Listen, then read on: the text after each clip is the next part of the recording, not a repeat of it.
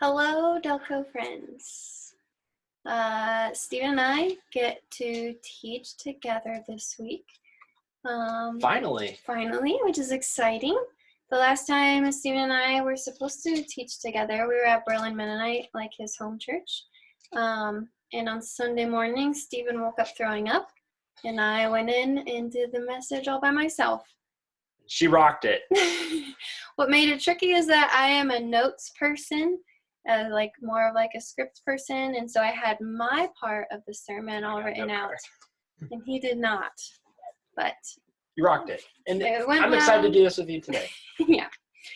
Before we jump in today, we'll do a little bit of a recap. Stephen, would you like to start us on what we've been talking about the last few weeks? Yes. So Jordan and Brad, if you haven't noticed, we've been doing a series on evangelism, and we've been tracing the story of the Bible from creation, fall, redemption, then there's a big word, consummation or fulfillment. And we're just seeing what does the story of the Bible have to say to us about evangelism. And Jordan and Brad, they started with creation. God created us in his image. And Jordan and Brad explained how, as image bearers of God, we project God's character. We project his goodness out into the world. That's how we were designed to be. We're designed to literally carry the image of God with us. And as image bearers, we're also called to spend time in relationship with God. And one of the primary ways we do that is in silence and solitude. And this is a place where God really refines us as image bearers. And then week 2, you and Brad tackled. Yeah, in week 2 we talked about the fall and how because of the fall and darkness in this world, sometimes our image bearing can be broken or marred. And so we want to continue to turn back to God with the practice of using confession. We talked about confession that week in order to continue reflecting an image of God towards others that is Christ-like. Yeah. And then last week Jordan and I explored so creation, fall, we explored redemption. And really, when you're sitting in the spaces of silence with God, when you're spending time in confession before him, the Lord almost begins to read this redemption story to you, your own redemption story. Like you begin to see how the story of the Bible has taken form and shape in your own life. You see how you have fallen short, and you see how God is restoring you back to the original purposes he had for you. And this is huge for evangelism, because in evangelism, we're representing our God to a world who doesn't know him. And we're not only representing him with a story we share, but in our actions and everything. But specifically, when we think about the story of redemption and we think of our own story, that has a lot to do with the story we share. And today, in the next few weeks, we'll be talking about intercession. We'll be talking about sharing that story. Today, we'll be talking about listening. But these 3 things all have to do with like that the end of the story, where God is restoring us back to our original purposes in the act of praying, in the act of sharing our story, in the act of listening to others. We're living into the divine design that God has for us, particularly in the area of evangelism. So today, listening, right? Yes. So kick us off. Where are we going? Well, I'll start out with a Bonhoeffer quote. This is for you, Brad. You'll like that. He says, "We should listen with the ears of God that we may speak the word of God." So again, we often, when we think of evangelism, we don't often think about what we're hearing. We often think about what we're sharing. We're sharing the good news. We're sharing truth. We're sharing the message that will bring eternal life. And sometimes we forget to think about, with evangelism, what we're hearing from others and what their stories are. And being a good listener is hard. We are not trained for it. Our culture is not good at it. But if we can learn to be a better listener, it will help us be a safe place for others to share, to open up, and to hopefully be at a place where they can receive the good news from us. It'll help us be invitational and bridge divides. And so, yeah, I think there's a question that Stephen posed when I was preparing this message, and it was, what turns a stranger into a friend? And when you really think about that question, or think about building any type of relationship or deepening in a relationship, a big piece of that is listening. So we'll be focusing on that today.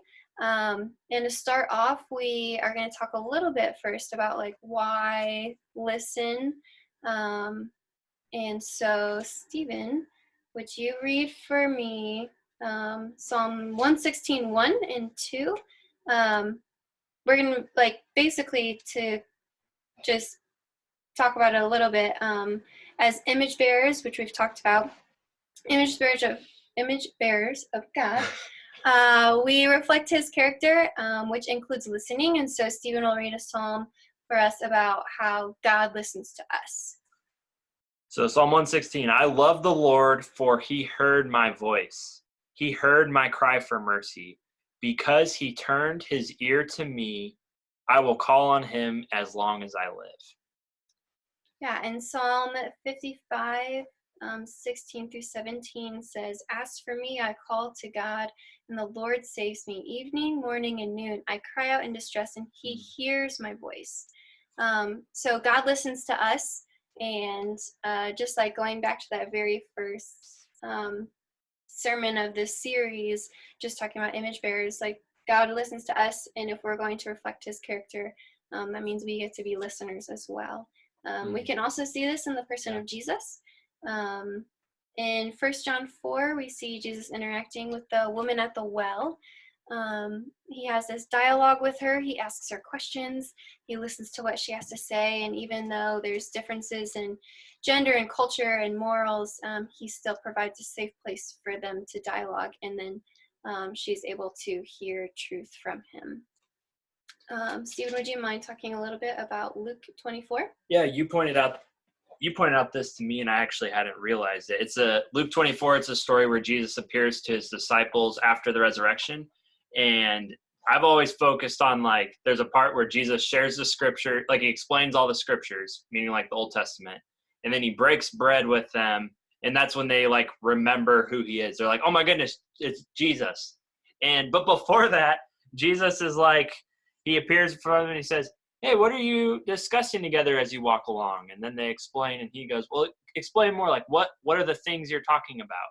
And it's funny how before he is even entering into this like explain mode or like breaking bread mode, he's like in question and listening mode. And that, I think that even lays the ground for what comes later. It like the whole experience with the disciples. So I don't know, that was a good insight. I appreciated that.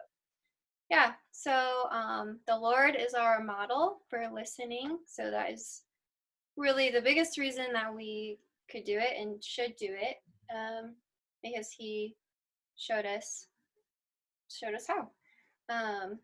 So the next few minutes I'm going to spend talking about the process of noticing to praying to listening. So evangelism and listening both begin with noticing. You can't preach the good news to someone who you don't even know is in your midst. So, and noticing also communicates worth. Stephen has a good quote about. Well, it's not. Is it my quote? No. You mean the book quote? Yeah. Yeah, the book quote. Can I share the book quote? Yeah, I love the book quote.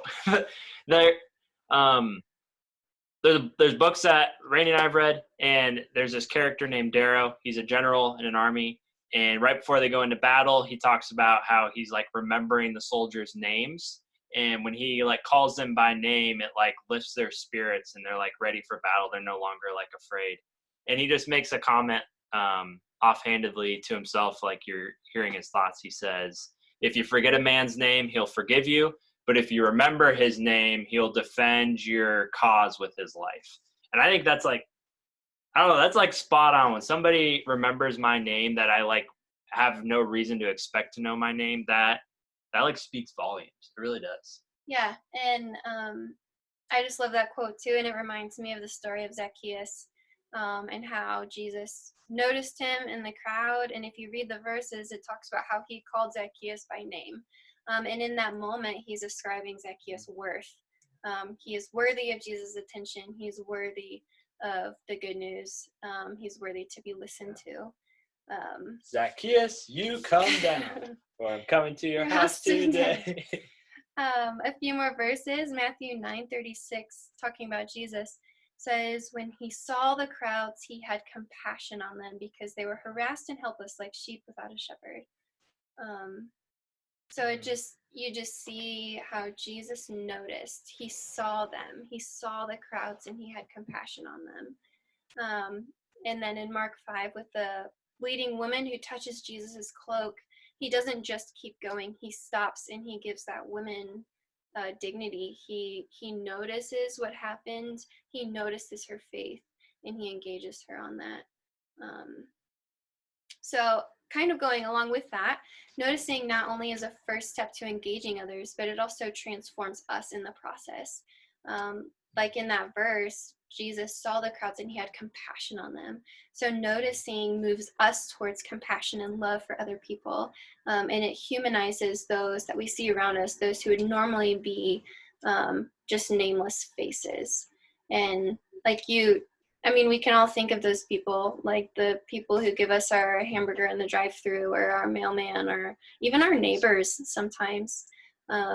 We see them across the parking lot or wherever, and most people to us on a daily basis are nameless faces, but we could take a moment to notice them, and it could change their life, and it could change our lives.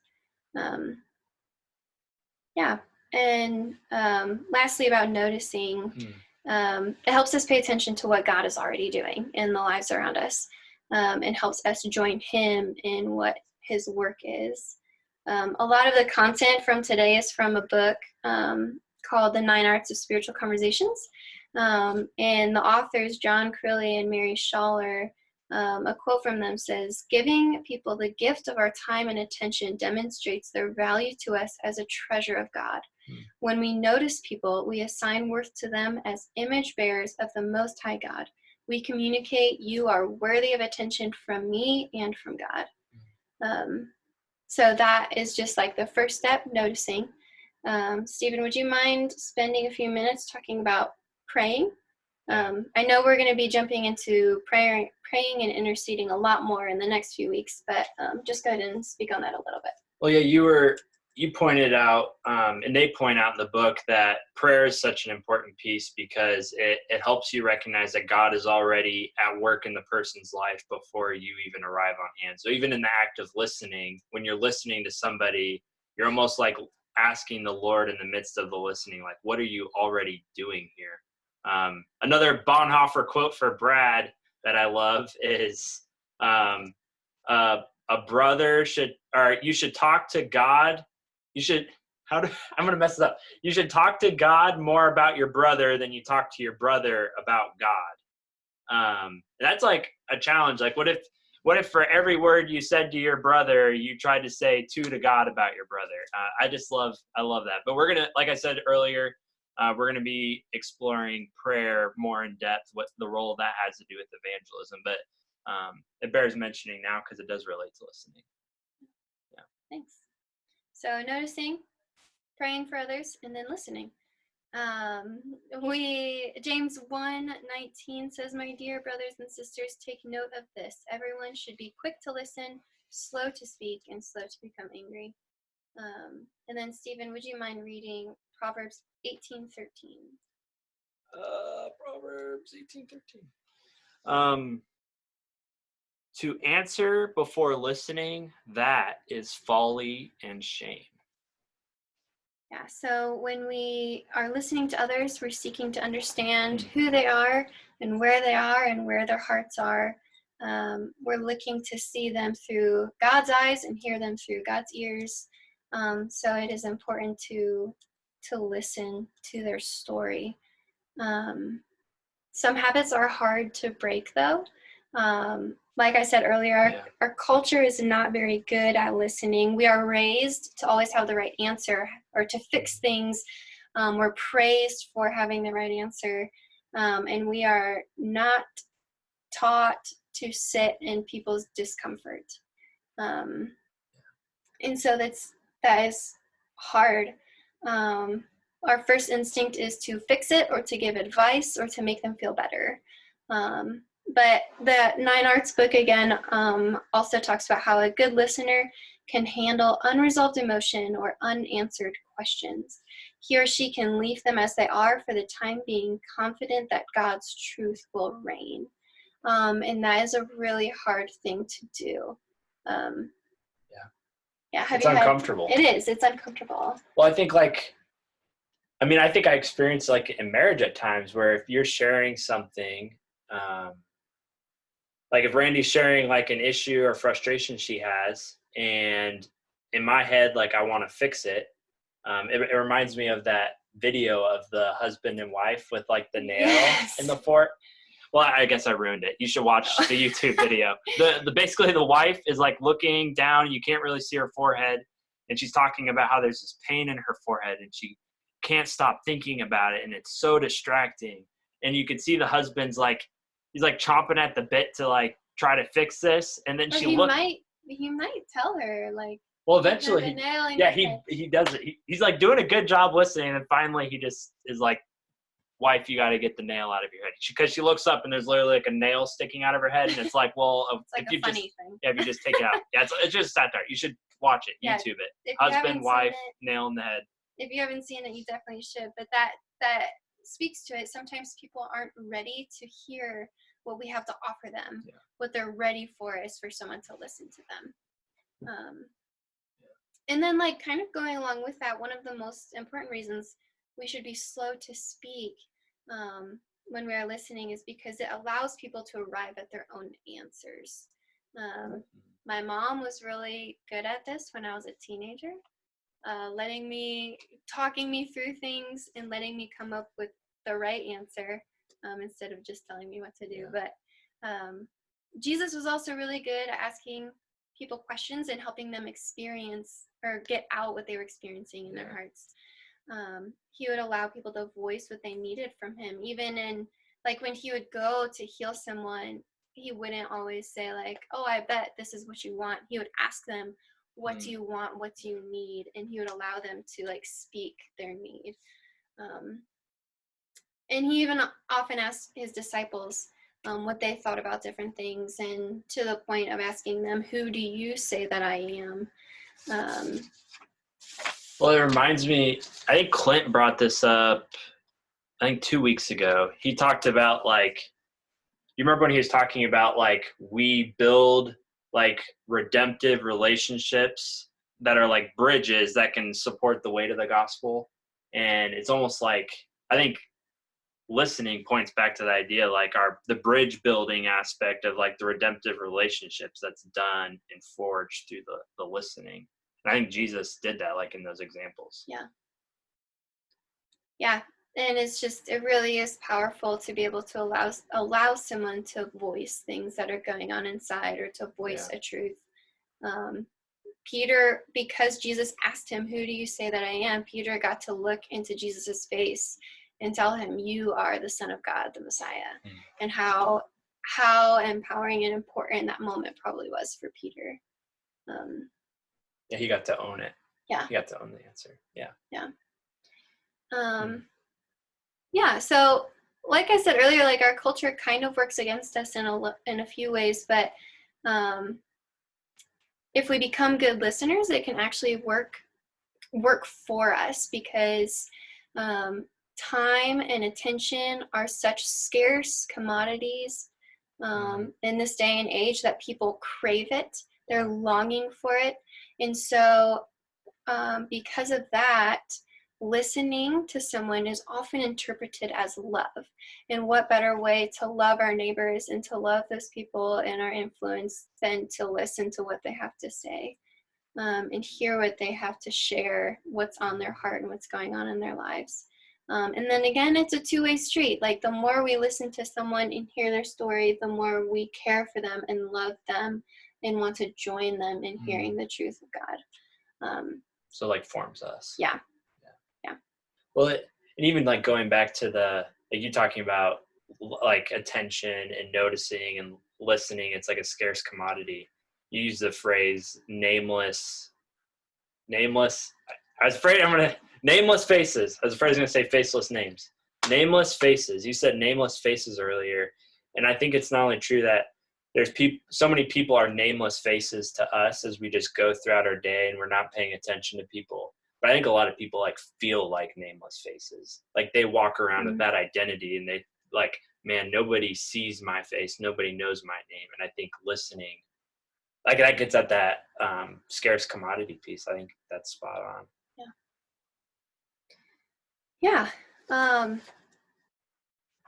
So this on the handout, if you guys check out the handout, I've put together just like a list of different listening skills that we can start practicing even this week.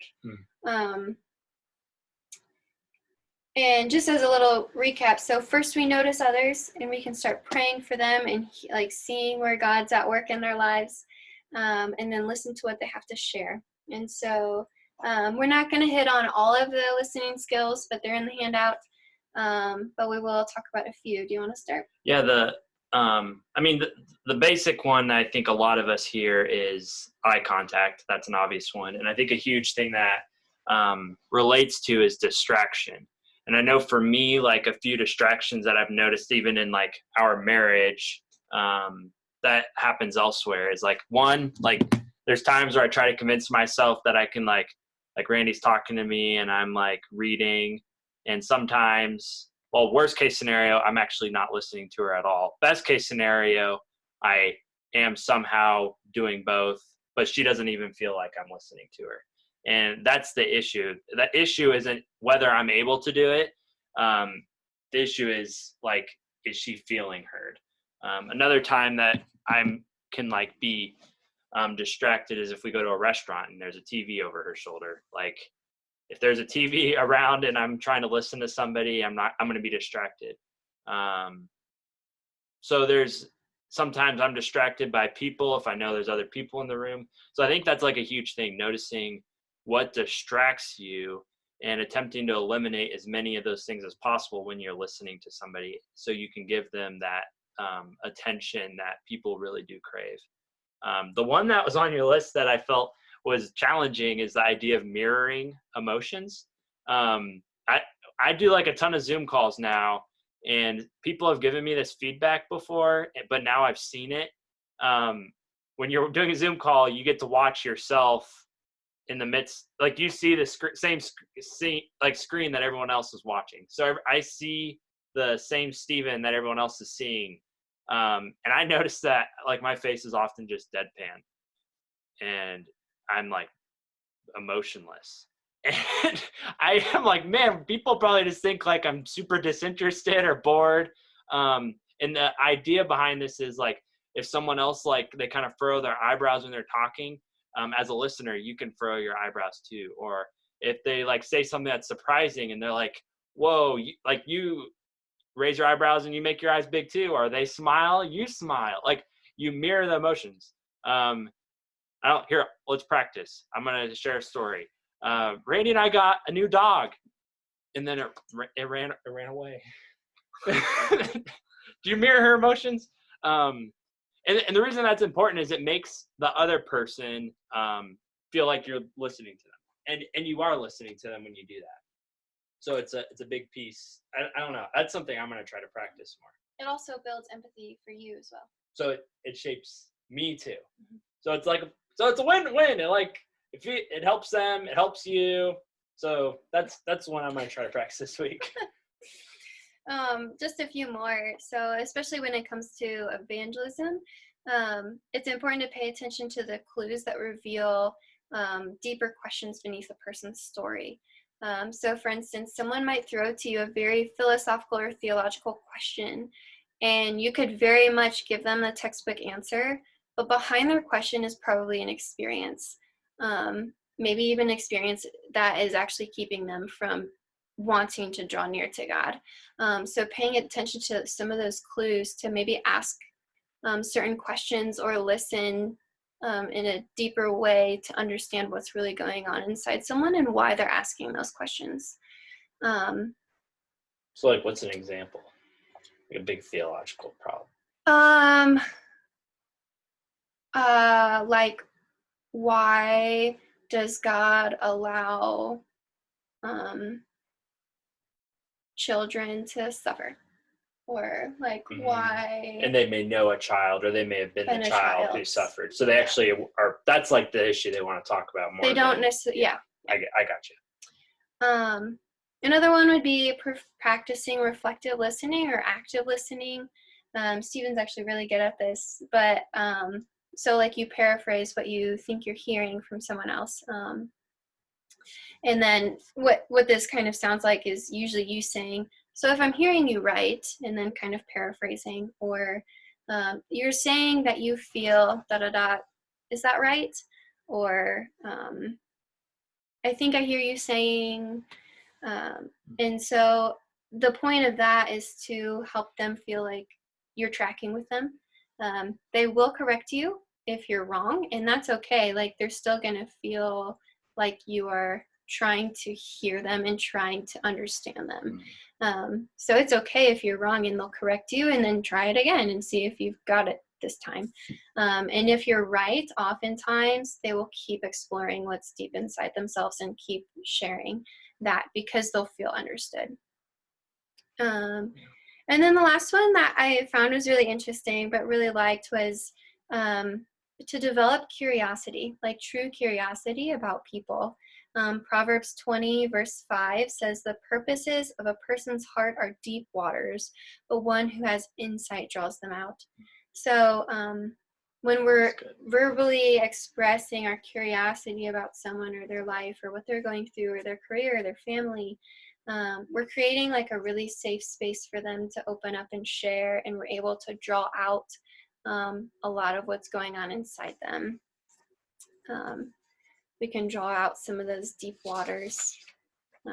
So yeah, check out. May God make Delco a bunch of curious people. Yeah. May we all be curious in the name of the Lord. Check out the handout. Just as a quick summary, God listens, Christ listens, so we get to be people who listen as we reflect his character. People respond to a listening ear, and in our culture they crave it. We can be transformed through listening because we can grow in compassion and love as we listen. And then when a person feels loved and feels like they have worth, they'll be more aware of what's going on in their own hearts, be more open to sharing that with you, and then be more open to the truth that we have to offer them. That's the evangelism piece. So that is the importance of listening. You have 3 questions. Yeah, so on Sunday, we'll do a little bit of our discussion again. 3 questions just to be thinking about is, when has someone listened really well to you, and what was the impact of that? Like, how did that make you feel? When is it hardest for you to listen? And which of the listening tips stood out to you? And which ones do you want to practice this week? And again, those are on the handout. You can also check out the handout for some of the Bible verses that we talked through today. And that is it. Do you have anything, any last thoughts? Nope, just listening to you. Just listening. All right. We will see you all on Sunday. See you guys.